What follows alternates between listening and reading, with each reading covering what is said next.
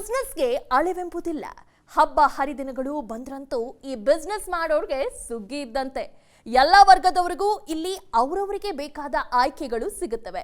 ಅಷ್ಟೇ ಅಲ್ಲ, ಅವರ ಅಭಿರುಚಿ ಪ್ರತಿಷ್ಠೆಗೆ ತಕ್ಕಂತಹ ಆಯ್ಕೆಗಳು ಕೂಡ ಇಲ್ಲಿ ಸಿದ್ಧ.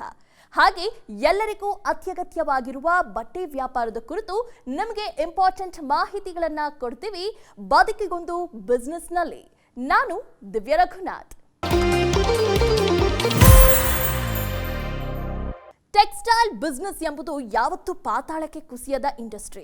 ಅತಿಯಾದ ಲಾಭವಿರದಿದ್ದರೂ ಕೂಡ ತೀರ ಕೈ ಸುಟ್ಕೊಳ್ಳುವ ಹಾಗೆ ನಷ್ಟಕ್ಕೆ ಈಡು ಮಾಡುವಂತಹದ್ದಲ್ಲ. ಕೊಂಚ ಯೋಚಿಸಿ, ಪ್ಲಾನ್ ಮಾಡಿ, ಸ್ಟ್ರಾಟಜಿ ಬಳಸಿ ಈ ಬಿಸ್ನೆಸ್ ಆರಂಭಿಸಿದ್ರೆ ಅದೃಷ್ಟ ಖುಲಾಯಿಸೋದು ತುಂಬಾ ಸುಲಭ. ಹಾಗಾದ್ರೆ ಟೆಕ್ಸ್ಟೈಲ್ ಬಿಸ್ನೆಸ್ನಲ್ಲಿ ಹೇಗೆಲ್ಲ ಗೆಲುವನ್ನ ನಮ್ಮದಾಗಿಸಿಕೊಳ್ಳಬಹುದು ಎಂಬುದನ್ನ ನೋಡೋಣ ಬನ್ನಿ.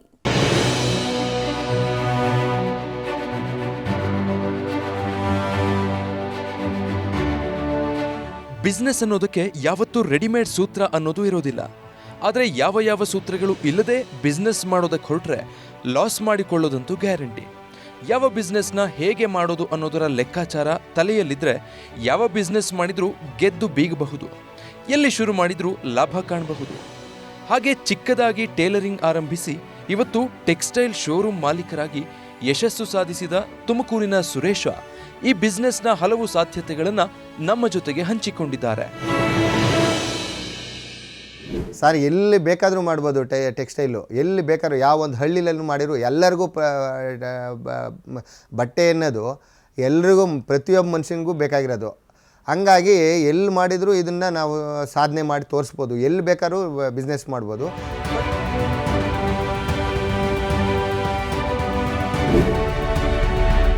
ಭಾರತ ವಿಶ್ವದಲ್ಲಿಯೇ ಅತ್ಯಧಿಕ ಟೆಕ್ಸ್ಟೈಲ್ ಉತ್ಪನ್ನಗಳನ್ನು ರಫ್ತು ಮಾಡುವ ದೇಶ. ಕಾಟನ್ ಮತ್ತು ರೇಷ್ಮೆ ಉಡುಪುಗಳಿಗೆ ಜಾಗತಿಕವಾಗಿ ಅತ್ಯಧಿಕ ಬೇಡಿಕೆ. ಟೆಕ್ಸ್ಟೈಲ್ ಉದ್ಯಮದ ಮೌಲ್ಯ $223 ಬಿಲಿಯನ್ ಗಿಂತಲೂ ಅಧಿಕ. ಸುಮಾರು 4.5 ಕೋಟಿ ಜನ ಈ ಉದ್ಯಮವನ್ನೇ ಅವಲಂಬಿಸಿದ್ದಾರೆ. ಟೆಕ್ಸ್ಟೈಲ್ ಬಿಸ್ನೆಸ್ ನಾನಾ ರೂಪಗಳಲ್ಲಿ ಹರಡಿಕೊಂಡಿದೆ, ವಿವಿಧ ಉದ್ಯೋಗ ಅವಕಾಶಗಳಿಗೆ ತೆರೆದುಕೊಂಡಿದೆ. ಹೀಗಾಗಿ ಇದಕ್ಕೆ ಸಂಬಂಧಿಸಿದ ಯಾವುದೇ ಬಿಸ್ನೆಸ್ನಲ್ಲಿ ತೊಡಗಿಕೊಂಡ್ರೂ ಲಾಭದ ಮುಖ ನೋಡೋದು ಪಕ್ಕ. ಆ ನಿಟ್ಟಿನಲ್ಲಿ ಸುರೇಶ್ ಅವರು ಟೇಲರಿಂಗ್ ಮಾಡಿಕೊಂಡು ಈ ಬಿಸ್ನೆಸ್ಗೆ ಇಳಿದವರು ಇಂದು ಲಕ್ಷಾಂತರ ರೂಪಾಯಿ ಬಂಡವಾಳ ಹೂಡಿ ತಮ್ಮದೇ ಸ್ವಂತ ಟೆಕ್ಸ್ಟೈಲ್ ಶೋರೂಮ್ ತೆರೆಯುವ ಮೂಲಕ ಈ ಬಿಸ್ನೆಸ್ನಲ್ಲಿ ಹೇಗೆ ಗೆಲ್ಲಬೇಕು ಎಂಬುದನ್ನು ವಿವರವಾಗಿ ಹಂಚಿಕೊಂಡಿದ್ದಾರೆ. ಟೈಲರಿಂಗಲ್ಲಿ ಯಾವ ಇಂಜಿನಿಯರ್ಗಿಂತ ಸಾಧನೆ ಮಾಡ್ಬೋದು ಅನ್ನೋದು ಒಂದು ನನಗೆ ಅನ್ನಿಸ್ತು. ಅದು ಯಾರಿಗೇನು ಕಮ್ಮಿ ಇಲ್ಲ. ನಾವು ಒಂದು ಲಕ್ಷಾಂತರ ರೂಪಾಯಿ ತಿಂಗಳಲ್ಲಿ ನಾವು ಸಂಪಾದನೆ ಮಾಡ್ಬೋದು ಅಂತ ಅನ್ನೋ ನಾವು ಆ ಥರ ಯೋಚನೆ ಮಾಡಿ ಅದರಲ್ಲೇ ನಾನು ಬೆಳೆದು ಬಂದಿದ್ದು. ನಾವು ನಮ್ಮ ಜವಾಬ್ದಾರಿಯಿಂದ ನಾವೇನು ಮಾಡ್ತಾಯಿದ್ದೀವಿ ಮತ್ತು ನಮ್ಮ ಕಸ್ಟಮರ್ಗೆ ಏನು ಆ ಥರ ಟೈಮಿಂಗ್ಸ್ ಮೇಂಟೈನ್ ಮಾಡಬೇಕು ಮತ್ತು ಕರೆಕ್ಟಾಗಿ ತೊಗೊಂಡು ಅವ್ರಿಗೇನು ಟೈಮ್ ಕೊಡಬೇಕು ಕೊಟ್ಟು ಮತ್ತು ಅವ್ರಿಗೆ ಸರಿಯಾದ ರೀತಿಯಲ್ಲಿ ಸರ್ವಿಸ್ ಮಾಡಿದಾಗ ನಾವು ಯಾವತ್ತೂ ನಾವು ಅದರಲ್ಲಿ ಏನು ಹಿಂದೆ ಬೀಳ ಇದೇನಿರಲ್ಲ, ಎಲ್ಲದರಲ್ಲೂ ಚೆನ್ನಾಗಿ ಮುಂದುವರಿಬೋದು. ಪ್ರತಿ ಬಿಸ್ನೆಸ್ನಲ್ಲಿಯೂ ಜಾಣತನದಿಂದ ಲಾಭ ಕಾಣೋದಕ್ಕೆ ಒಂದಲ್ಲ ಒಂದು ವಿಧಾನ, ಜಾಣ ನಡೆ ಇದ್ದೇ ಇರುತ್ತೆ. ಆ ನಿಟ್ಟಿನಲ್ಲಿ ಕಾರ್ಯಪ್ರವೃತ್ತರಾದರೆ ಯಾರೂ ಊಹಿಸದ ರೀತಿಯಲ್ಲಿ ಯಶಸ್ಸು ಸಾಧಿಸಬಹುದು. ಅಂತಹ ದಾರಿಯನ್ನೇ ಕಂಡುಕೊಳ್ಳುವ ಮೂಲಕ ಸುರೇಶ್ ಟೈಲರಿಂಗ್ ವೃತ್ತಿಯನ್ನು ಮಾಡುತ್ತಲೇ ನಿಧಾನಕ್ಕೆ ಟೆಕ್ಸ್ಟೈಲ್ ಶೋರೂಮಿನ ಮಾಲೀಕರಾಗೋ ಹಂತಕ್ಕೆ ಬೆಳೆದು ನಿಂತರು. ಆ ವ್ಯಾಪಾರದ ಗುಟ್ಟು ಅದೆಷ್ಟು ಭದ್ರವಾಗಿ ಅವರಿಗೆ ಆರ್ಥಿಕ ಬೆಳವಣಿಗೆಗೆ ಕಾರಣವಾಯಿತು ಅನ್ನೋದನ್ನು ಕೇಳಿ. ಸರ್, ನಾವು ಟೈಲರಿಂಗು ಮಾಡ್ತಾ ನನಗೆ ಬರೀ ಟೈಲರಿಂಗಲ್ಲಿ ಏನು ಮಾಡೋಕ್ಕಾಗುತ್ತೆ, ಏನಾದರೂ ಮಾಡಿ ಈಗ ಟೆಕ್ಸ್ಟೈಲ್ ಮಾಡಿದರೆ ಸ್ವಲ್ಪ ಕಟ್ ಪೀಸಸ್ ನಾವು ಏನಂದರೆ ಒಂದು 10 ಜೊತೆ ಬಟ್ಟೆ ಹೊಲಿದು ಒಂದು 2-3 ಸಾವಿರ 4 ಸಾವಿರ ನಮ್ಮದು ದುಡ್ಡು ಆದಾಗ ಅದನ್ನೇ ತೊಗೊಂಡೋಗಿ ನಾನು ಕಟ್ ಪೀಸಸ್ ತೊಗೊಂಬರ್ತಾಯಿದ್ದೆ. ಒಂದು 1 ಮೀಟ್ರು 10 ಆ ಥರ ಕಟ್ ಪೀಸಸ್ ತೊಗೊಂಡಾಗ ನಮಗೆ ಅದನ್ನೇ ನಮ್ಮ ಟ್ಯಾಲೆಂಟಿಂದ ಈಗ 2.25 ಮೀಟ್ರ್ ಬೇಕು ಶರ್ಟ್ಗೆ ಅಂದಾಗ ನಾವು 2 ಮೀಟ್ರ್ ಕೊಟ್ಟು ತೊಗೊಂಡಾಗ $200 ಬೆಲೆ ಬಾಳೋದು ನಮಗೆ 70-80 ರೂಪಾಯಿಗೆ ಸಿಗ್ತಾಯಿತ್ತು. ಅದನ್ನು ನಾವು 200 ರೂಪಾಯಿಗೆ ಮಾರಿದರೆ ಕಸ್ಟಮರ್ ಏನಾಗುತ್ತೆ, ನಮಗೆ ಕಡಿಮೆ ಸಿಗುತ್ತೆ ಅನ್ನೋ ಒಂದು ತಾಟಿಂದ ನಮ್ಮ ಹತ್ರ ತೊಗೊಳ್ಳೋರು. ಅದು ನಾನು 10 ಜೊತೆ ತೊಗೊಂಡು 10 ಜೊತೆ ರೆಡಿ ಮಾಡಿಬಿಟ್ಟು ನಾನು ಸೇಲ್ ಮಾಡಿದಾಗ ನನಗೆ ಅದು ಒಂದು 4-5 ಸಾವಿರ ಇನ್ವೆಸ್ಟ್ ಮಾಡಿದ್ದೀನಿ ಅಂದರೆ ನಾನು 7-8 ಸಾವಿರ ಆಗ್ತಾಯಿತ್ತು.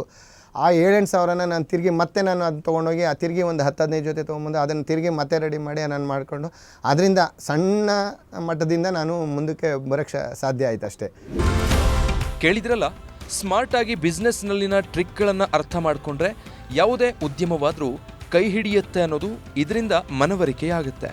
ಇನ್ನು ಮಾರುಕಟ್ಟೆ ವಿಚಾರಕ್ಕೆ ಬರೋದಾದ್ರೆ ಈಗಾಗಲೇ ಹೇಳಿದಂತೆ ಈ ಬಿಸ್ನೆಸ್ಗೆ ಹೇರಳ ಅವಕಾಶಗಳು ಲಭ್ಯ ಇವೆ. ಎಷ್ಟೇ ಬಟ್ಟೆ ಅಂಗಡಿಗಳು ತೆರೆದ್ರೂ ಕೂಡ ಇದು ಎಲ್ಲರ ಅಗತ್ಯವಾಗಿದ್ದರಿಂದ ಸಾಕಷ್ಟು ಬೇಡಿಕೆ ಇದ್ದೇ ಇರುತ್ತೆ. ಹೀಗಾಗಿ ಮಾರ್ಕೆಟ್ ಬಗ್ಗೆ ಚಿಂತಿಸೋ ಅಗತ್ಯವಿಲ್ಲ. ಆದರೆ ನಾವು ಮಾರ್ಕೆಟ್ನಲ್ಲಿ ಎಲ್ಲರಿಗಿಂತ ಹೇಗೆ ಭಿನ್ನವಾಗಿ ಬಿಸ್ನೆಸ್ ಟ್ರಿಕ್ಸ್ಗಳನ್ನು ಬಳಸ್ಕೊಳ್ತೀವಿ ಅನ್ನೋದರ ಮೇಲೆ ನಮ್ಮ ಲಾಭ ನಷ್ಟದ ಲೆಕ್ಕಾಚಾರ ನಿರ್ಧಾರ ಆಗುತ್ತೆ. ಹೀಗಾಗಿ ಯೂನಿಕ್ ಟೆಕ್ನಿಕ್ಗಳನ್ನು ಬಳಸಿಕೊಂಡು ವಹಿವಾಟು ನಿಧಾನಕ್ಕೆ ಹೆಚ್ಚಿಸಿಕೊಳ್ಳಬಹುದು.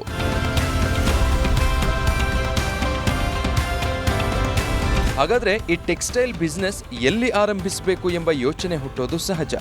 ಸಾಮಾನ್ಯವಾಗಿ ಸಿಟಿಗಳಲ್ಲಿ ಈ ಬಿಸ್ನೆಸ್ ಮಾಡಿದ್ರೆ ಲಾಭ ಹೆಚ್ಚು ಅಂತ ನಿಮ್ಮ ಲೆಕ್ಕಾಚಾರ ಇರಬಹುದು.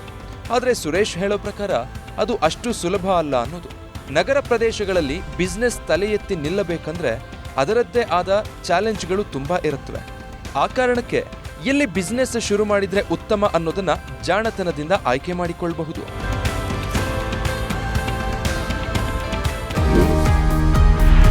ಈ ಬಿಸ್ನೆಸ್ ಎಲ್ಲಿ ಆರಂಭಿಸಿದ್ರೂ ವ್ಯಾಪಾರ ಪಕ್ಕ. ಕ್ವಾಲಿಟಿ, ವೆರೈಟಿ ಇದ್ರೆ ಗ್ರಾಹಕರೇ ಅರಸಿ ಬರ್ತಾರೆ. ಟೆಕ್ಸ್ಟೈಲ್ ಬಿಸ್ನೆಸ್ ಯಾವುದೇ ವಸತಿ ಪ್ರದೇಶದಲ್ಲಿದ್ರೂ ಕೂಡ ಎಷ್ಟೋ ಸಾರಿ ಜನ ಹುಡುಕಿಕೊಂಡು ಬಂದು ಖರೀದಿಸ್ತಾರೆ. ಹೀಗಾಗಿ ಗ್ರಾಹಕರನ್ನ ಸೆಳೆಯಬಲ್ಲ ಟೆಕ್ನಿಕ್ ಬಳಸ್ಕೊಂಡ್ರೆ ನೀವು ಎಲ್ಲಿ ಬೇಕಾದರೂ ಈ ಬಿಸ್ನೆಸ್ಗೆ ಜಾಗ ಹುಡುಕಿಕೊಳ್ಳಬಹುದು. ಆದರೆ ಮುಖ್ಯವಾಗಿ ಮೊದಲು ಚಿಕ್ಕ ಬಂಡವಾಳದೊಂದಿಗೆ ಇದನ್ನ ಆರಂಭಿಸೋದು ತುಂಬಾ ಉತ್ತಮ. ಬಿಸ್ನೆಸ್ ನಿಧಾನಕ್ಕೆ ಬೆಳೆದಂತೆಲ್ಲ ನಿಮ್ಮ ಬಂಡವಾಳ ಹೆಚ್ಚಾಗ್ತಾ ಹೋಗ್ಲಿ. ಒಂದೇ ಸಾರಿ ಅತ್ಯಧಿಕ ಬಂಡವಾಳ ಹೂಡಿದ್ರೆ ಹೆಚ್ಚಿನ ಆರ್ಥಿಕ ಹೊರೆ ಎನಿಸಬಹುದು. ಈ ಕಾರಣಕ್ಕೆ ಚಿಕ್ಕದಾಗಿ ಬಿಸ್ನೆಸ್ ಆರಂಭಿಸೋದು ನಿಮ್ಮ ಆದ್ಯತೆಯಾಗಿರಲಿ.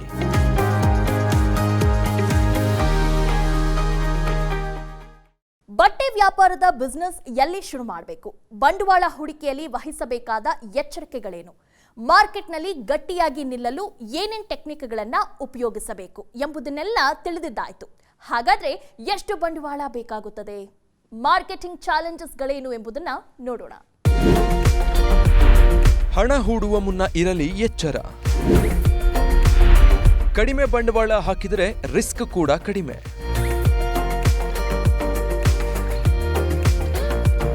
ಯಾವುದೇ ಬಿಸ್ನೆಸ್ಗೆ ಬಂಡವಾಳವೇ ಜೀವಾಳ. ಹೀಗಾಗಿ ದುಡ್ಡು ಹೂಡುವ ಮುನ್ನ ಎಷ್ಟು ಎಚ್ಚರಿಕೆ ವಹಿಸುತ್ತೇವೆಯೋ ಅಷ್ಟು ಸುರಕ್ಷಿತ. ಆ ನಿಟ್ಟಿನಲ್ಲಿ ಟೆಕ್ಸ್ಟೈಲ್ ಶೋರೂಮ್ ಆರಂಭಿಸುವವರು ಬಂಡವಾಳವನ್ನ ಜಾಗರೂಕತೆಯಿಂದ ಹೂಡೋದು ಉತ್ತಮ. ನೀವು ಸಾಲ ತಂದು ವ್ಯಾಪಾರಕ್ಕೆ ಇಳಿಯುತ್ತಿದ್ದೀರಿ ಅನ್ನೋದಾದ್ರೆ ಚಿಕ್ಕ ಬಂಡವಾಳದೊಂದಿಗೆ ಈ ಬಿಸ್ನೆಸ್ ಆರಂಭಿಸೋದು ಜಾಣ ನಡೆಯಾಗುತ್ತೆ. ವ್ಯಾಪಾರದ ಸಾಧ್ಯತೆಗಳನ್ನು ಹೆಚ್ಚು ಯೋಚಿಸದೆ ದೊಡ್ಡ ಬಂಡವಾಳ ಹೂಡಿದ್ರೆ ಅದೇ ಹೊರೆಯಾಗಿ ಆರ್ಥಿಕ ಮುಗ್ಗಟ್ಟಿಗೆ ದಾರಿಯಾಗಬಹುದು. ಈ ಕಾರಣಕ್ಕೆ ನಿಯಮಿತವಾಗಿ ಬಂಡವಾಳ ಹೂಡ್ತಾ ಹೋದ್ರೆ ವ್ಯಾಪಾರ ವೃದ್ಧಿ ನಿಧಾನವಾದರೂ ರಿಸ್ಕ್ ಹೆಚ್ಚಿರೋದಿಲ್ಲ. ಆದರೆ ನಿಮಗೆ ಟೇಲರಿಂಗ್ ಗೊತ್ತಿದ್ರೆ ಈ ಬಿಸ್ನೆಸ್ ಅದೆಷ್ಟು ಸುಲಭವಾಗಿ ಅತಿ ಕಡಿಮೆ ಬಂಡವಾಳದಲ್ಲಿ ಹೂಡುವ ಅವಕಾಶಗಳು ಹೇರಳ ಎಂಬುದು ಸುರೇಶ್ ಅವರ ಅನುಭವ. ಸರ್, ಈಗ ನೀವು ಇನ್ವೆಸ್ಟ್ಮೆಂಟ್ ಮಾಡಿದರೆ ಇದ್ದು ಅಮೌಂಟ್ ಇದ್ದರೆ ಮಾಡ್ಬೋದು, ಇಲ್ಲ ಅಂದರೂ ಮಾಡ್ಬೋದು ಸರ್. ಇದನ್ನು ನಿಮ್ಮ ಹತ್ರ ನೀವು ಒಬ್ಬ ಟೈಲರ್ ಆದರೆ ನಿಮ್ಮ ಹತ್ರ 10 ರೂಪಾಯಿ ಇಲ್ಲ ಅಂದರೂ ನೀವು ಬಿಸ್ನೆಸ್ ಹೆಂಗೆ ಮಾಡ್ಬೋದು? ನನ್ನ ಅನುಭವದ ಪ್ರಕಾರ ನಾನು ಹೇಳೋದಾದರೆ, ನೀವು ಯಾವುದೇ ಕಾರಣಕ್ಕೂ ವೇಸ್ಟ್ ಮಾಡ್ದಂಗೆ ಏನು ನಾವು ಕಾನ್ಸಂಟ್ರೇಷನ್ನಿಂದ ನಾವು ಕರೆಕ್ಟಾಗಿ ಟೈಲರಿಂಗಲ್ಲಿ ನಾವು ಡೈಲಿ ಇಷ್ಟು ಕೆಲಸ ಮಾಡಿ ಇಷ್ಟು ಟಾರ್ಗೆಟ್ ರೀಚ್ ಮಾಡಿ ಅದನ್ನು ನಾವು ಕೂಡಿಟ್ಟು ಅದನ್ನಲ್ಲೇ ನಾವು ತೊಗೊಂಬಂದು ಈ ಥರ ಮಲ್ಟಿಪಲ್ ಮಾಡಿಕೊಂಡು ನಾವು ಲೈಫು ಆರಾಮಾಗಿ ನಾವು ಒಂದು ಶಾರ್ಟ್ ಪೀರಿಯಡಲ್ಲೇ ಸರ್, ತುಂಬ ಜಾಸ್ತಿ ಏನು ಬೇಕಾಗಿಲ್ಲ, ಕೇವಲ 1 ವರ್ಷದಲ್ಲೇ ಬೇಕಾದ್ರೆ ನೀವು ಲಕ್ಷಾಧಿಪತಿಗಳಾಗ್ಬೋದು. ಅದಂತೂ ನಾನು ನನ್ನ ಕಡೆಯಿಂದ ಅಶ್ಯೂರೆನ್ಸ್ ಗ್ಯಾರಂಟಿ ಹೇಳ್ಬೋದು. ಅದು ನನ್ನ ಅನುಭವ ಸರ್. ಮಿನಿಮಮ್ ಅಂತ ಅಂದರೂ ಈಗ ನೀವೇನೂ ಇಲ್ಲ ಅಂತ ಸ್ಟಾರ್ಟ್ ಮಾಡಿದರೆ ಒಂದು 50,000 ಬೇಕಾದ್ರೂ ಮಾಡ್ಬೋದು. ಏನು ಶೂಟಿಂಗ್ ಶರ್ಟಿಂಗ್ ಮಾತ್ರ. ಅದು ಸ್ವಲ್ಪ ಶರ್ಟಿಂಗ್ಸು ತೊಗೊಂಬಂದು ಒಬ್ಬ ಟೈಲರ್ಗೆ ನನ್ನ ಸಜೆಷನ್ ಹೇಳ್ತಾ ಇರೋದು, ನಾನು ಬಿಸ್ನೆಸ್ ಮೆನ್ಗೆ ಹೇಳ್ತಾ ಇಲ್ಲ. ನಾವು ಒಬ್ಬ ಟೈಲರ್ ಆಗಿ ನಾವು ಟೈಲರಿಂದ ಬಂದಿರೋದ್ರಿಂದ ಸ್ಮಾಲ್ ಸ್ಕೇಲ್ ಅಂದರೆ ಕಮ್ಮಿ ಅಂತ ಅಂದರೆ ಸರ್ ಬರೀ ಒಂದು 20-30 ಸಾವಿರ ಇದ್ದರೂ ಮಾಡ್ಬೋದು. ಅವ್ರೇನು ತುಂಬ ಅದಕ್ಕೆ ಇನ್ವೆಸ್ಟ್ಮೆಂಟ್ ಮಾಡಬೇಕು ಅಂತ ಏನು ಒಂದು 50 ಜೊತೆ ಪ್ಯಾಂಟ್ ಶರ್ಟ್ ತೊಗೊಂಬಂದು ಇಟ್ಕೊಂಡ್ರು ಅದು ಸೆಲೆಕ್ಟ್ ಮಾಡ್ಬೋದು. ಅದರಲ್ಲೇ ಸೆಲೆಕ್ಟ್ ಆಗುತ್ತೆ. ಒಂದು ಸ್ವಲ್ಪ ಸೆಲೆಕ್ಷನ್ ನೋಡ್ಕೊಂಡು ಮಾಡಬೇಕು. ಅದು ಮಾಡಿ ಅದರಲ್ಲಿ ನಾವು ಮಲ್ಟಿಪಲ್ ಮಾಡಿಕೊಂಡು ಹೋಗ್ತಾ ಹೋದರೆ ಅದು ಆಗುತ್ತೆ. ಬಟ್ ಇವರು ಏನು ಮಾಡ್ತಾರೆ, ಒಂದೇ ಸರಿ ನಾವು ಮಾಡಬೇಕಂತ ಹೋದಾಗ ಇನ್ವೆಸ್ಟ್ಮೆಂಟ್ಗೆ ಇದ್ದರೆ ಮಾಡ್ಬೋದು, ತೊಂದರೆ ಇಲ್ಲ ಅಂದರೆ ತುಂಬ ಕಡಿಮೆ ಅಮೌಂಟ್ ಇದ್ದರೂ ಅವರು ಬಿಸ್ನೆಸ್ ಮಾಡಿ ಅಚೀವ್ ಮಾಡ್ಬೋದು. ಬಿಸ್ನೆಸ್ ಮಾಡಲು ಮುಂದಾಗುವವರೆಲ್ಲ ಮೊದಲು ಆ ವ್ಯಾಪಾರದ ಸಾಮಾನ್ಯ ಜ್ಞಾನ ತಿಳಿದುಕೊಂಡಿರಬೇಕು. ಅದು ಟೆಕ್ಸ್ಟೈಲ್ ವ್ಯಾಪಾರಕ್ಕೂ ಅನ್ವಯಿಸುತ್ತೆ. ಟೈಲರಿಂಗ್ ತಿಳಿದಿಲ್ಲ, ನೇರವಾಗಿ ಈ ಬಿಸ್ನೆಸ್ ಮಾಡಲು ಮುಂದಾಗ್ತೇನೆ ಅನ್ನೋರು ಮೊದಲು ಬಟ್ಟೆಯ ಬಗ್ಗೆ ತಿಳಿದುಕೊಳ್ಳೋದು ಮುಖ್ಯ. ವ್ಯಾಪಾರಕ್ಕೆ ನಿರ್ದಿಷ್ಟ ಟ್ರೈನಿಂಗ್ ಅನ್ನೋದೇನೂ ಇರೋದಿಲ್ಲ. ಹೀಗಾಗಿ ನೀವೇ ಬಟ್ಟೆಯ ಗುಣಮಟ್ಟ, variety, colour sense, design sense ಬೆಳೆಸ್ಕೊಳ್ಳೋದು ಅತಿ ಮುಖ್ಯ. ಇಲ್ಲವಾದ್ರೆ ಬಟ್ಟೆ ಖರೀದಿಯಲ್ಲಿ ಯಾಮಾರೋದು ಗ್ಯಾರಂಟಿ. ಹಾಗೆ ಎಂತಹ ಬಟ್ಟೆ ಹೆಚ್ಚು ಮಾರಾಟ ಆಗುತ್ತೆ ಅನ್ನೋದು ತಿಳಿದಿದ್ರೆ ತಂದ ಮೆಟೀರಿಯಲ್ ಖರ್ಚಾಗದೆ ಡೆಡ್ ಸ್ಟಾಕ್ ಆಗಿ ಬಿಸ್ನೆಸ್ಗೆ ಹಿನ್ನಡೆಯಾಗೋ ಸಾಧ್ಯತೆ ಇರುತ್ತೆ. ಈ ಎಚ್ಚರಿಕೆ ಕೂಡ ತುಂಬಾ ಇಂಪಾರ್ಟೆಂಟ್. ಟೆಕ್ಸ್ಟೈಲ್ ಬಿಸ್ನೆಸ್ ಮಾಡಬೇಕೆಂದು ನಿರ್ಧರಿಸಿದ್ರೆ ಅದಕ್ಕೆ ಕೆಲವೊಂದಿಷ್ಟು ಪ್ರಕ್ರಿಯೆಗಳನ್ನು ಪೂರ್ಣಗೊಳಿಸಬೇಕಾಗತ್ತೆ. ಈ ವ್ಯಾಪಾರಕ್ಕೆಂದೇ ನೋಂದಣಿ, ಅನುಮತಿಗಳನ್ನು ಪಡೆಯೋದು ಕಡ್ಡಾಯ. ಶೋರೂಮ್ ತೆರೆಯಲು, ಬಿಲ್ಲಿಂಗ್ ಮಾಡಲು ಲೈಸೆನ್ಸ್ ಪ್ರಕ್ರಿಯೆಗಳನ್ನು ಮಾಡಿಸಿಕೊಳ್ಳಬೇಕಾಗುತ್ತೆ. ಸ್ಥಳೀಯ ಪಂಚಾಯಿತಿ, ಪುರಸಭೆ, ನಗರಸಭೆ ಅಥವಾ BBMPಯಲ್ಲಿ ರಿಜಿಸ್ಟ್ರೇಷನ್ ಮಾಡಿಸಿ ಲೈಸೆನ್ಸ್ ಪಡೆದುಕೊಳ್ಳಬೇಕು. ಹಾಗೆ ವಹಿವಾಟಿನ ದೃಷ್ಟಿಯಿಂದ GST ಕೂಡ ಮಾಡಿಸ್ಕೊಂಡ್ರೆ ಒಳ್ಳೆಯದು. ಬಟ್ಟೆ ವ್ಯಾಪಾರದ ಜೊತೆಗೆ ಇರಲಿ ಟೈಲರಿಂಗ್ ಸೌಲಭ್ಯ. ಇದರಿಂದ ಸಿಗುತ್ತೆ ಈ ಬಿಸ್ನೆಸ್ನಲ್ಲಿ ಡಬಲ್ ಆದಾಯ. ರೆಡಿಮೇಡ್ ಗಾರ್ಮೆಂಟ್ಸ್ ಶೋರೂಮ್ ಮಾಡುವವರಿಗೆ ಸುರೇಶ್ ಹೇಳುವ ಮಾತಂದ್ರೆ, ಕೇವಲ ಬಟ್ಟೆ ಮಾರಾಟ ಮಾಡಿದ್ರೆ ಲಾಭ ಇಲ್ಲ, ಜೊತೆಗೆ ನೀವೇ ಟೈಲರಿಂಗ್ ಕೂಡ ನಡೆಸಿದ್ರೆ ಹೆಚ್ಚು ಲಾಭ ಎಂಬ ಮಾತು. ಅದಕ್ಕೆ ಕಾರಣ ಬಟ್ಟೆಯನ್ನ ಜಾಣ್ಮೆಯಿಂದ ಉಪಯೋಗಿಸಿಕೊಳ್ಳುವ ಕಲೆ ಮತ್ತು 1ಕ್ಕೆ 2ರಷ್ಟು ಲಾಭ ಮಾಡಿಕೊಳ್ಳುವ ಅವಕಾಶ ಸಿಗುತ್ತೆ ಅನ್ನೋದು. ಹೀಗಾಗಿ ಅವರು ಹೇಳೋ ಪ್ರಕಾರ ನೀವೇ ಬಟ್ಟೆ ಹೊಲಿದು ಕೊಡುವ ಮೂಲಕ ನಿಮ್ಮ ಆದಾಯವನ್ನ ದ್ವಿಗುಣಗೊಳಿಸಿಕೊಂಡು ಬೇಗ ಈ ಉದ್ದಿಮೆಯಲ್ಲಿ ಗಟ್ಟಿಯಾಗಿ ನಿಲ್ಲಬಹುದು ಎಂದು. ಸರ್, ಟೈಲರಿಂಗ್ ಮಿಷಿನ್ ಮಾರ್ಕೆಟಲ್ಲಿ ಸಿಗುತ್ತಲ್ಲ ಸರ್, ರೆಗ್ಯುಲರ್ ಮಾರ್ಕೆಟಲ್ಲಿ ಸಿಗುತ್ತೆ, ತೊಗೋಬೋದು. ಟೈಲರಿಂಗ್ ಮಿಷನಲ್ಲಿ ಅಂತೂ ತುಂಬ ಕಾಸ್ಟ್ಲಿ ಏನಿರಲ್ಲ, ತುಂಬ ಕಡಿಮೆನೇ ಇರುತ್ತೆ. ಎಲ್ಲ ಒಂದು 6,000, 8,000, 10,000ಗೆಲ್ಲ ಸಿಗುತ್ತೆ. ಒಂದು ಮಿಷಿನ್ನು, ಒಂದು ಜಿಗ್ಜಾಗ್ ಮಿಷಿನ್ನು, ಒಂದು ಇನ್ನೇನು ಒಂದು ಐರನ್ ಅಂದರೆ ಟೋಟಲಿ ಹೆಚ್ಚು ಕಡಿಮೆ ಒಬ್ಬ ಟೈಲರಿಂಗು ಸ್ಟಾರ್ಟ್ ಮಾಡಬೇಕು ಅಂದರೆ ಒಂದು 25,000 ಆದರೆ ಸಾಕಾಗುತ್ತೆ ಸರ್. ಎಲ್ಲ ಅಸೆಸರೀಸ್ ಅಂದರೆ ಒಬ್ಬ ಟೈಲರು ಇನ್ನೊಂದು ಅಡಿಷನಲ್ ಒಂದು 25-30 ಸಾವಿರ ಅಂದರೆ ನಾವು ಟೈಲರಿಂಗ್ ಸ್ಟಾರ್ಟ್ ಮಾಡ್ಬೋದು. ಸುಮಾರು 25,000 ರಿಂದ 30,000 ಸ್ಟಿಚಿಂಗ್ ಮಷೀನ್ಗೆ ಇನ್ವೆಸ್ಟ್ ಮಾಡಿದ ನಂತರ ಶೋರೂಮ್ಗೆ ಎಷ್ಟು ಇನ್ವೆಸ್ಟ್ ಮಾಡಬೇಕು ಎಂದು ಯೋಚಿಸಬೇಕಾಗುತ್ತೆ. ಆರಂಭದಲ್ಲಿ ಶೋರೂಮ್ ಸಿಂಪಲ್ ಆಗಿ ಆರಂಭಿಸಿದ್ರೆ ಸಾಕು. ಇಂಟೀರಿಯರ್ಗೆ ಹೆಚ್ಚು ಖರ್ಚು ಮಾಡಬೇಕಿಲ್ಲ. ಹಾಗೆಯೇ ತುಂಬ ಬಟ್ಟೆಗಳನ್ನು ಖರೀದಿಸೋದು ಕೂಡ ಬೇಕಾಗದು. ಆ ಪ್ರದೇಶವನ್ನು ಸ್ಟಡಿ ಮಾಡಿ ಅಲ್ಲಿ ಯಾವ ರೀತಿಯ ಬಟ್ಟೆಗಳು ಹೆಚ್ಚು ಖರ್ಚಾಗುತ್ತವೆ ಅನ್ನೋದನ್ನ ಮನವರಿಕೆ ಮಾಡಿಕೊಂಡು ಅಂತಹ ಬಟ್ಟೆಗಳನ್ನು ಮಾತ್ರ ಖರೀದಿಸಿ ತಂದು ಇಟ್ಕೊಂಡ್ರೆ ಮಟೀರಿಯಲ್ ಬೇಗ ಖರ್ಚಾಗುತ್ತೆ.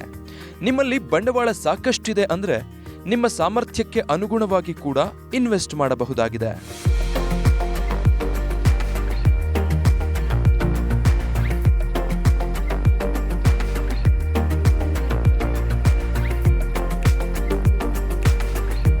ಇದು ಶೋರೂಮ್ ಅಂತ ಬಂದಾಗ ಶೋರೂಮ್ ಬಗ್ಗೆ ಹೇಳಬೇಕಾದ್ರೆ ಅವರವರ ಕೆಪಾಸಿಟಿ ಮೇಲೆ ಮಾಡ್ಬೋದು, ಅವರವರ ಬಜೆಟ್ ಮೇಲೆ. ಬಟ್ ಅವರು ಶೋರೂಮಲ್ಲಿ ಅಂದರೆ ಕ್ವಾಲಿಟಿ ಮೇಂಟೈನ್ ಮಾಡಬೇಕು ಮೇಯ್ನು. ಶೋರೂಮ್ ಮಾಡಿದ್ದೀನಿ ಅಂತ ಹೇಳ್ಬಿಟ್ಟು ಯಾವುದೋ ಒಂದು ತಂದು ಈ ಕ್ವಾಲಿಟಿ ಇಲ್ದೇ ತೊಗೊಂಬಂದು ಸೇಲ್ ಮಾಡಿದರೂ ತುಂಬ ಅದು ಕಸ್ಟಮರ್ಗೆ ರೀಚ್ ಆಗಲ್ಲ. ಬರೀ ಶೋರೂಮ್ ಮಾಡಬೇಕಂತಂದರೆ ಅವರವರ ಇದು ಕೆಪಾಸಿಟಿ ಸರ್. ಅವರು ಎಷ್ಟು ಬೇಕಾದ್ರೂ ಬಜೆಟ್ ಮಾಡ್ಬೋದು. ಅಂದರೆ ಈ ಅವರವರ ಏರಿಯಾ ಮೇಲೆ ಡಿಪೆಂಡ್ ಆಗುತ್ತೆ. ಇದು ದೊಡ್ಡ ಶೋರೂಮು ಇಲ್ಲ ಚಿಕ್ಕದಾಗಿದ್ದಾಗ ಅವ್ರ ಏರಿಯಾ ಮೇಲೆ ಡಿಪೆಂಡ್ ಆಗುತ್ತೆ ಅಷ್ಟೇ. ಅದು ಎಷ್ಟಾದರೂ ಇನ್ವೆಸ್ಟ್ ಮಾಡ್ಬೋದು ಅದಕ್ಕೆ.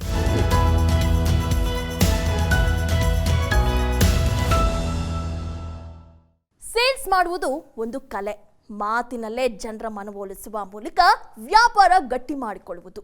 ಅದರಲ್ಲೂ ಕ್ವಾಲಿಟಿ ಉತ್ತಮವಾದದ್ದೇ ಆದಲ್ಲಿ ಗ್ರಾಹಕರನ್ನ ಒಪ್ಪಿಸೋದು ಇನ್ನೂ ಸುಲಭ. ಆ ಸಂಗತಿಗಳನ್ನ ತಿಳಿದುಕೊಳ್ಳೋಣ ಬನ್ನಿ. ಬಟ್ಟೆ ವ್ಯಾಪಾರ ಎಲ್ಲಿಯೇ ಆರಂಭಿಸಿದ್ರೂ ನೀವು ಗ್ರಾಹಕರನ್ನ ಹೇಗೆ ಸೆಳೆಯುತ್ತೀರಿ ಅನ್ನೋದರ ಮೇಲೆ ಜನ ನಿಮ್ಮನ್ನ ಹುಡುಕಿಕೊಂಡು ಬರ್ತಾರೆ. ಸಹಜವಾಗಿಯೇ ಆಗ ಸೇಲ್ಸ್ ಹೆಚ್ಚಾಗುತ್ತೆ. ಆ ನಿಟ್ಟಿನಲ್ಲಿ ಕಸ್ಟಮರ್ಗಳನ್ನ ಹೇಗೆ ಒಲಿಸಿಕೊಳ್ಳಬೇಕು ಅನ್ನೋದನ್ನ ತಿಳಿದುಕೊಳ್ಳಲೇಬೇಕು. ಹುಡುಕಿಕೊಂಡು ಬಂದ ಗ್ರಾಹಕರು ಖಾಲಿ ಕೈಯಲ್ಲಿ ಹಿಂದಿರುಗದಂತೆ ಮಾಡುವುದೇ ಇಲ್ಲಿ ಅತಿ ದೊಡ್ಡ ಬಂಡವಾಳ.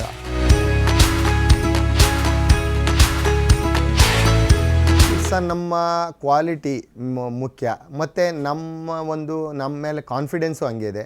ನಾವು ಸುಮಾರು 20 ವರ್ಷದಿಂದ ಕಸ್ಟಮರು ಅಂದರೆ ನಾವು ಟೈಲರಿಂಗ್ ಸ್ಟಾರ್ಟ್ ಮಾಡಿದ್ನಲ್ಲ, ನಾನು ಸಣ್ಣ ಅಂದರೆ ಟೈಲರಿಂಗ್ ಅವತ್ತಿಂದಲೂ ನನಗೆ ಒಂದು ಒಳ್ಳೆಯ ಅಭಿಪ್ರಾಯ ಇಟ್ಕೊಂಡಿರೋದ್ರಿಂದ ಒಂದು ಮೋಸ ಇಲ್ಲ, ಪರ್ಫೆಕ್ಟು ಸಜೆಷನ್ ಚೆನ್ನಾಗಿರುತ್ತೆ. ಮತ್ತು ಏನೇ ಅದ್ರ ಬಗ್ಗೆ ತೊಂದರೆ ಆದರೂ ಅವರು ಮತ್ತೆ ಅವರು ಸರಿಯಾಗಿ ಸಹಕರಿಸ್ತಾರೆ ಅಂತ ಒಂದು ದೃಷ್ಟಿಯಿಂದ ಬರ್ತಾರೆ. ಆಮೇಲೆ ಜೊತೇಲಿ ನಾನು ಯಾವುದೇ ಗೊತ್ತಿಲ್ಲದೆಲ್ಲ ತೊಗೊಂಬಂದು ಸೇಲ್ ಮಾಡೋದೇ ಆಗಲಿ, ಮತ್ತು ಕಸ್ಟಮರ್ಗೆ ಮಿಸ್ಗೈಡ್ ಮಾಡೋದಾಗಲಿ, ಅದು ಸುಳ್ಳು ಹೇಳಿ ಮಾಡೋದು ಆ ಥರ ಇಲ್ಲ. ನಾವು ಏನಿದೆ ಅದ್ರ ಬಗ್ಗೆ ಕರೆಕ್ಟಾಗಿ ಎಕ್ಸ್ಪ್ಲೈನ್ ಮಾಡ್ತೀನಿ. ಅದರಿಂದ ನಮಗೆ ಕಸ್ಟಮರು ಹುಡ್ಕೊಂಬರ್ತಾರೆ. ಸುಮಾರು 106 ಕಿಲೋಮೀಟ್ರಿಂದ ಬರ್ತಾರೆ. ನಾವು ಇಲ್ಲಿ ತುಮಕೂರಿಂದ 8 ಕಿಲೋಮೀಟ್ರ್ ದೂರದಲ್ಲಿ ನಾವು ಅಂಗಡಿ ಮಾಡಿಕೊಂಡು ಬಯಲು ಪ್ರದೇಶ ಯಾರೂ ಇಲ್ಲ ಅಕ್ಕಪಕ್ಕ ಅಂಥ ಜಾಗಕ್ಕೆ ನಮಗೆ ಬಂದು ಸುಮಾರು 106 ಕಿಲೋಮೀಟ್ರಿಂದ ಬಂದು ನಮ್ಮ ಹತ್ರ ಪರ್ಚೇಸ್ ಮಾಡ್ಕೊಂಡು ಹೋಗ್ತಾರೆ. ಹಂಗಾಗಿ ನಾವು ಏನಂದರೆ ನಮ್ಮ ಗುಣಮಟ್ಟ ಮೇಯ್ನು, ಮುಖ್ಯವಾಗಿ ಗುಣಮಟ್ಟ ಮೇಂಟೈನ್ ಮಾಡಬೇಕು. ಬಟ್ಟೆ ಅಂದರೆ ಮನುಷ್ಯನಿಗೆ ಅವರು ಲೈಫ್ ಟೈಮು ಅವ್ರಿಗೆ ಬೇಕಾಗಿರೋಂಥ ವಸ್ತು, ದಿನನಿತ್ಯ ಬಳಸೋಂಥ ವಸ್ತು ಇರೋದ್ರಿಂದ ಅವ್ರಿಗೆ ನಾವು ನಮ್ಮದು ಯಾವತ್ತೇ ಬಿಸ್ನೆಸ್ ಅಂತೂ ಬಟ್ಟೆ ಬಿಸ್ನೆಸ್ಸು ನಾವು ನಮ್ಮ ಮನುಷ್ಯನ ಇದಿರೋವರೆಗೂ ನಡೆಯೋವಂಥ ಬಿಸ್ನೆಸ್ಸು. ಯಾವತ್ತೂ ಇದು ನಿಲ್ಲಲ್ಲ. ಅವಶ್ಯಕತೆ, ತುಂಬ ಅವಶ್ಯಕತೆ. ಮನುಷ್ಯನಿಗೆ ಊಟ ಹೆಂಗೆ ಮುಖ್ಯನೋ ಬಟ್ಟೆನೂ ಹಂಗೆ ಮುಖ್ಯ. ಹಾಗಾಗಿ ಬಟ್ಟೆಗೆ ಜಾಸ್ತಿ ಪ್ರಾಮುಖ್ಯತೆ. ಊಟ ಇಲ್ಲದಿದ್ರೂ ಪರವಾಗಿಲ್ಲ, ಹೊರಗಡೆ ನಾವು ಹೋದಾಗ ನಾವು ಚೆನ್ನಾಗಿ ಕಾಣಬೇಕು. ನಾವು ಮತ್ತು ಯಾವುದೇ ಒಂದು ಫಂಕ್ಷನ್ಗೆ ಹೋಗಲಿ, ಮತ್ತೊಂದಾಗಲಿ ನಾವು ಇದಾಗಿರಬೇಕು ಅಂತ ಅಂದರೆ, ನಾವು ಮರ್ಯಾದೆ ಬೇಕು ಅಂತ ಅಂದಾಗ ಬಟ್ಟೆನೇ ಜಾಸ್ತಿ ನಮ್ಮ ಮನುಷ್ಯನಿಗೆ ಬೇಕಾಗಿರೋದು ಒಂದು ಅಗತ್ಯ ವಸ್ತು. ಹಾಗಾಗಿ ಅದ್ರ ಬಗ್ಗೆ ನಾವು ಕರೆಕ್ಟಾಗಿ ಮೇಂಟೈನ್ ನಾವು ಕೊಡಬೇಕಾಗಲಿ, ಇನ್ನೊಂದಾಗಲಿ ಯಾವ ಪ್ರೋಗ್ರಾಮ್ಗೆ ಯಾವ ಥರ ಕೊಡಬೇಕು, ಮತ್ತು ಯಾವ ಇವ್ರಿಗೆ ಬಾಡಿಗೆ ಯಾವ ಸೂಟ್ ಆಗುತ್ತೆ, ನಿಮ್ಗೆ ಯಾವ ಕಲರ್ ಸೂಟ್ ಆಗುತ್ತೆ, ಇಲ್ಲ ನಿಮ್ಮ ಸ್ಟ್ರೆಚ್ಗೆ ಹೆಂಗೆ ಸೂಟ್ ಆಗುತ್ತೆ, ನಿಮ್ಗೆ ಯಾವ ಥರ ಫಿಟ್ಟಿಂಗ್ ಇದ್ರೆ ಸೂಟ್ ಆಗುತ್ತೆ ನಿಮಗೆ. ಆವಾಗ ನಾವು ಆ ಥರ ಅವ್ರಿಗೆ ಸಜೆಸ್ಟ್ ಮಾಡಿ ಕೊಟ್ಟಾಗ ಅವ್ರು ಮತ್ತೆ ನಮ್ಮನ್ನು ಹುಡ್ಕೊಂಬರ್ತಾರೆ. ಇಲ್ಲ ಪರವಾಗಿಲ್ಲ, ಅಲ್ಲಿ ಹೋದರೆ ನಮಗೆ ಕರೆಕ್ಟಾಗಿ ಸೂಟ್ ಆಗೋ ಬಟ್ಟೆ ಸಿಗುತ್ತೆ, ಮತ್ತು ಆ ಥರ ಫಿಟ್ಟಿಂಗ್ ಚೆನ್ನಾಗಿರುತ್ತೆ. ಮತ್ತು ಏನಾದರೂ ಪ್ರಾಬ್ಲಮ್ ಇದ್ದರೆ ನಾವು ಟೈಲರಿಂಗ್ ಜೊತೆಗೆ ಮಾಡೋದ್ರಿಂದ ನಮ್ಮ ಟೈಲರಿಂಗು ಅವರು ಫಿಟ್ಟಿಂಗು ಮಾಡಿಕೊಡ್ತಾರೆ. ಜೊತೆಗೆ ಎಲ್ಲ ಥರ ನಮಗೆ ಸಹಕಾರ ನಾವು ಕೊಡ್ತೀವಿ, ಮತ್ತು ಜನನೂ ನಮಗೆ ಸಹಕಾರ ಕೊಡ್ತಾರೆ, ಬರ್ತಾರೆ, ಮತ್ತೆ ಬರ್ತಾರೆ. ಟೆಕ್ಸ್ಟೈಲ್ ಶೋರೂಮ್ ತೆರೆದ ನಂತರ ಇದರ ಮಾರ್ಕೆಟಿಂಗ್ ಅಥವಾ ಪಬ್ಲಿಸಿಟಿ ಹೇಗೆ ಮಾಡೋದು ಅನ್ನೋ ಯೋಚನೆ ಬಂದೇ ಬರುತ್ತೆ. ಅದಕ್ಕೆ ಒಳ್ಳೆಯ ಸಲಹೆ ಅಂದರೆ ಕೇವಲ ಮೌತ್ ಪಬ್ಲಿಸಿಟಿಯನ್ನೇ ಹೆಚ್ಚು ನಂಬೋದು ಎಂಬುದು ಈ ಬಿಸ್ನೆಸ್ನ ಗುಟ್ಟು. ಕೇವಲ ಜಾಹೀರಾತು ನಂಬಿಕೊಂಡು ಬಿಸ್ನೆಸ್ ಮಾಡೋದಕ್ಕೆ ಸಾಧ್ಯ ಇಲ್ಲ. ಜನರ ನಂಬಿಕೆ ಗಳಿಸಿ ಅವರಿಗೆ ಅತ್ಯುತ್ತಮವಾದ ಕ್ವಾಲಿಟಿ ಬಟ್ಟೆಯನ್ನ ಮಾರಾಟ ಮಾಡಿದ್ರೆ ತನ್ನಿಂದ ತಾನೇ ಪಬ್ಲಿಸಿಟಿ ಆಗುತ್ತೆ.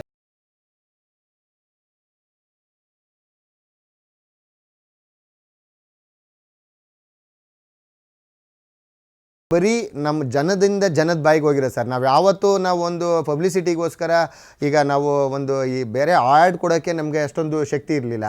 ನಾವು ಬರೀ ಕಸ್ಟಮರ್ನ ಸ್ಯಾಟಿಸ್ಫೈಡ್ ಮಾಡಿ ಅವರಿಂದ ಬೇರೆಯವ್ರಿಗೆ ಅವ್ರ ಬಾಯಿಗೆ ಹೋಗಿ ನಾವು ನಮ್ಮದು ಪಬ್ಲಿಸಿಟಿ ಆಗಿರೋ ಸರ್. ನಾವು ಯಾವುದೇ ಕಾರಣಕ್ಕೂ ಒಂದು ಬೋರ್ಡು ಸಹ ಹೈಲೈಟಾಗಿ ಮಾಡಿರಲಿಲ್ಲ. ಮೊನ್ನೆ ನಾನು ಸ್ವಲ್ಪ ಇಂಪ್ರೂವ್ ಆದಮೇಲೆ ನಾವು ಒಂದು ಸ್ವಲ್ಪ ಇದೆಲ್ಲ ಜಾಸ್ತಿ ಇದು ಮಾಡಿದ್ದು. ಈ ಬಿಸ್ನೆಸ್ನಲ್ಲಿ ಇದೆ 30% ಲಾಭ. ಬುದ್ಧಿವಂತಿಕೆ ಉಪಯೋಗಿಸಿದರೆ ಸಿಗುತ್ತೆ ಡಬಲ್ ಪ್ರಾಫಿಟ್. ಈ ಬಿಸ್ನೆಸ್ನ ಎಲ್ಲ ಸಾಧಕ ಬಾಧಕಗಳನ್ನ ತಿಳಿದುಕೊಂಡ ನಂತರ ಮುಖ್ಯವಾಗಿ ಕೇಳಿಬರುವ ಪ್ರಶ್ನೆ ಲಾಭದ ಪ್ರಶ್ನೆ. ಈ ಬಿಸ್ನೆಸ್ನಲ್ಲಿ ಎಷ್ಟು ಲಾಭ ಗಳಿಸಬಹುದು ಎಂಬುದು ಮೊದಲು ಕೇಳೋ ಮಾತು.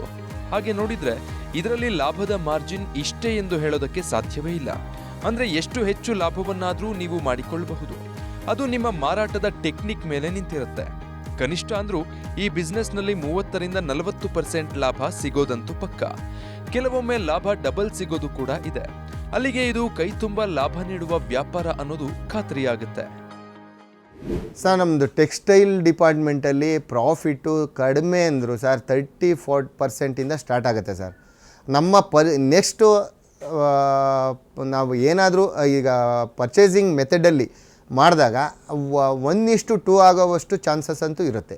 1 to ಡಬಲ್ವರೆಗೂ ನಾವು ಸೇಲ್ ಮಾಡೋವಷ್ಟು ಪ್ರಾಡಕ್ಟ್ ಪರ್ಚೇಸ್ ಮೇಲೆ ನಿಂತಿರುತ್ತೆ ಹೊರತು. ಬಟ್ ನಾವು ಪರ್ಚೇಸಿಂಗ್ ಮೆಥಡ್ ಸರಿ ಇಲ್ಲ ಅಂದಾಗ ನಾವು ಉಲ್ಟಾ ಲಾಸ್ ಮಾಡ್ಕೊಂಡು ಮಾಡೋಂಗಾಗ್ಬಿಡುತ್ತೆ. ನಾವು ಮೇಯ್ನ್ ಪರ್ಚೇಸಿಂಗ್ ಮೆಥಡು ನಾವು ತುಂಬ ಏನು ಫಾಸ್ಟ್ ಮೂವಿಂಗ್ ಇರೋದು ನೋಡಿಕೊಂಡು, ಮತ್ತು ಕ್ವಾಲಿಟಿ ನೋಡಿಕೊಂಡು ಫಸ್ಟ್ ಪ್ರಿಫರೆನ್ಸು ಕ್ವಾಲಿಟಿ ಕೊಡ್ಬೇಕು ಸರ್. ಎಷ್ಟೇ ನಾವು ಕಡಿಮೆ ಸಿಗುತ್ತೆ ಸಡನ್ನಾಗಿ ತೊಗೊಂಬಿಟ್ಟು ಅದು ಸೇಲ್ ಆಗಿಲ್ಲ ಅಂದರೆ ತುಂಬ ಕಷ್ಟ ಆಗ್ಬಿಡುತ್ತೆ, ಡೆಡ್ ಆಗಿಬಿಡುತ್ತೆ. ಅವಾಗ ಏನಾಗುತ್ತೆ, ಅದು ನಮಗೆ ತುಂಬ ಲಾಸ್ಗೆ ಕಾರಣ ಆಗಿಬಿಡುತ್ತೆ. ಏನಾಗುತ್ತೆ, ನಾವು ಫಸ್ಟು ಪರ್ಚೇಸಿಂಗ್ ನಾವು ನೋಡಿ ಕಲರು ಕ್ವಾಲಿಟಿ ಫಸ್ಟ್ ಚೆಕ್ ಮಾಡ್ಬೇಕು ಸರ್. ಲಾರ್ಜ್ ಕ್ವಾಂಟಿಟಿ ಪರ್ಚೇಸ್ ಮಾಡ್ತೀವಿ ಅಂದಾಗ ಫಸ್ಟು ಸ್ಯಾಂಪಲ್ ತೊಗೋಬೇಕು. ಸ್ಯಾಂಪಲ್ ತೊಗೊಂಬಂದು ಇಲ್ಲಿ ನಾವು ವಾಶ್ ಮಾಡಿ, ಈಗ ಒಂದು 2-3 ಸರಿ ಜಾಸ್ತಿ ಇದು ನೆನೆಸ್ಬಿಟ್ಟು ವಾಷಿಂಗ್ ಪೌಡ್ರ್ ಹಾಕಿ ಏನೋ ಮಾಡಿ, ಆವಾಗ ನಾವು ಜಾಸ್ತಿ ಕ್ವಾಂಟಿಟಿ ಮಾಡಿದಾಗ ನಾನು ಆ ಥರ ಮಾಡ್ತೀವಿ. ನಾವು ಒನ್ ಡೇ ನೆನೆ ಹಾಕ್ಬಿಟ್ಟು ಎಲ್ಲ ಅದರಲ್ಲಿ ಕಲರ್ ಹೋಗುತ್ತಾ ಇಲ್ವಾ ಅಂತ ಚೆಕ್ ಮಾಡಿ ಆಮೇಲೆ ನಾವು ಜಾಸ್ತಿ ಕ್ವಾಂಟಿಟಿ ಪರ್ಚೇಸ್ ಮಾಡೋಕ್ಕೆ ನಾವು ಟ್ರೈ ಮಾಡ್ತೀವಿ. ಇಲ್ಲ ಅದರಲ್ಲಿ ಏನೋ ಪ್ರಾಬ್ಲಮ್ ಬಂತು ಅಂತ ಅಂದರೆ ಸ್ಟಾಪ್ ಮಾಡ್ತೀವಿ ಅಷ್ಟೇ. ಪ್ರಸ್ತುತ ದೊಡ್ಡ ದೊಡ್ಡ ಬ್ರ್ಯಾಂಡ್ಗಳು, ಆನ್ಲೈನ್ ಆ್ಯಪ್ಗಳು ಇರುವಾಗ ಸಣ್ಣ ಪುಟ್ಟ ಅಂಗಡಿಯಲ್ಲಿ ಯಾರು ಖರೀದಿಸ್ತಾರೆ ಎಂದು ಯೋಚಿಸಬಹುದು. ಆದರೆ ಆ ನಂಬಿಕೆ ಶುದ್ಧ ಸುಳ್ಳು. ಒಳ್ಳೆಯ ಕ್ವಾಲಿಟಿ ಮತ್ತು ಆಕರ್ಷಕ ಡಿಸೈನ್ಗಳ ಬಟ್ಟೆಯನ್ನು ತಂದರೆ ಖಂಡಿತ ಗ್ರಾಹಕರು ಅಂಗಡಿಗೆ ಬಂದು ಖರೀದಿಸ್ತಾರೆ. ಜೊತೆಗೆ ಹೆಚ್ಚು ಲಾಭದ ಮುಖ ನೋಡದೆ ಮಿನಿಮಮ್ ಮಾರ್ಜಿನ್ ಇಟ್ಕೊಂಡು ಗ್ರಾಹಕರಿಗೆ ಒಂದಿಷ್ಟು ಡಿಸ್ಕೌಂಟ್ ಕೊಟ್ಟು ಬಿಸ್ನೆಸ್ ಮಾಡೋದ್ರಿಂದ ಖಂಡಿತ ಇದರಲ್ಲಿ ಗೆಲ್ಲಬಹುದು. ಆದರೆ ಈ ಬಿಸ್ನೆಸ್ನ ಬೇಸಿಕ್ ಅರ್ಥ ಮಾಡಿಕೊಂಡ್ರೆ ಲಾಭ ಕಾಣೋದು ಸುಲಭ ಆಗುತ್ತೆ.